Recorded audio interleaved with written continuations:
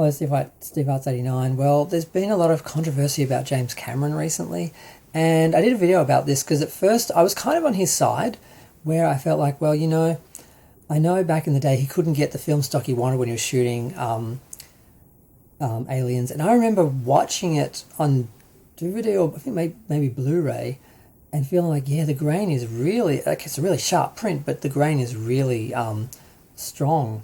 And I did notice it, and I found it a little distracting at times. And I found that with a lot of films because part of the thing with film is when it was projected, it was softened.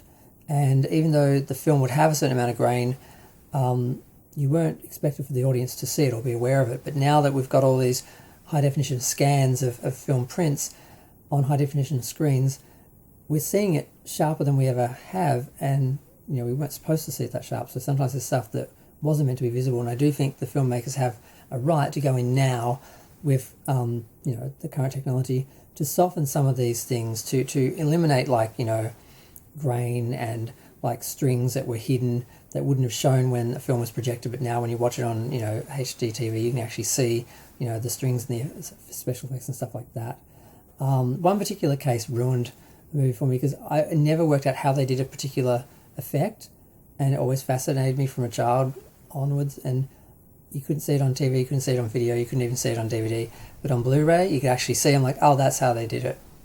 That should have been fixed, because that is not, it's not just, oh well, that's how the effects were originally done and people, that's what they saw. No, they didn't see that because the active projection hid that.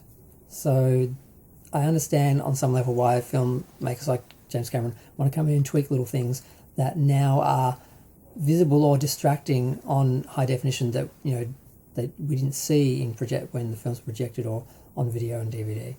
So I was with him up until that point, but then I heard that he actually was changing things, and I'm a little alarmed because I've heard he changed some of the effects in Titanic, and apparently the only original version of the film with the original effects is the DVD release, because it was released on a single disc DVD in I think the US and America, and then it was released as a special edition with better resolution, but the film was actually split onto 2 discs. And then they released it on Blu-ray, but that was, I think, it was to coincide with the 3D presentation of the film in the cinema, which I went to see on the 100th anniversary of the sinking. Literally the day and the time, I watched the film in the 3 hours, because some wonderful person managed to screen the film with the time difference, everything taken into account, because the film is 3 hours because it took 3 hours for the Titanic to sink. So I watched the film 100 years to the hour that the boat was sinking. That was great.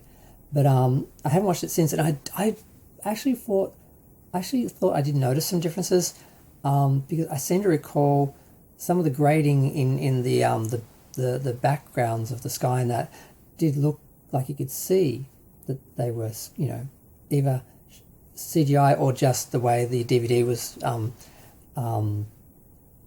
produced, that kind of showed. So yeah, apparently he's fixed that. So if he's just fixed that and it just looks more natural, I'm fine, because that's not really changing it. But what I hear with Terminator 2 is that he actually changed some scenes. He actually went in and he removed some shots of some sky or some sunsets or some warm sky, and he replaced it with like a blue-grey, and that he was favouring a grey sort of palette with some scenes and with the film overall, which is not how it originally was. And it's one of those things where, who are you making this for? Are you making it for yourself? Because it's fans who you want to sell this to, and that are going to fund this and fund your future projects through this being successful. And if what you're doing is you're not giving them the version that they remember and wanted, you're just giving them the version you want that you think they should like because you want them to, that's not really going to work. So it's like the George Lucas thing where he didn't feel the films were finished. He went and he changed things, like really changed a lot of stuff. It's basically a different film series. The original special edition trilogy they're all different films. And that wouldn't be a problem if the originals were still available, but they're not. So he basically removed one and replaced it with another and told fans, just be happy with it.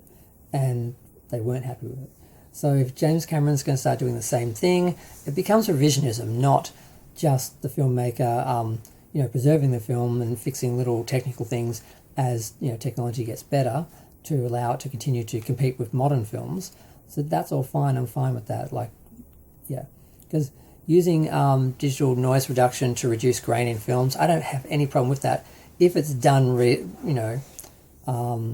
well, because often they go too hard on it and it just flattens everything and people start looking like animated characters, and it just doesn't look right.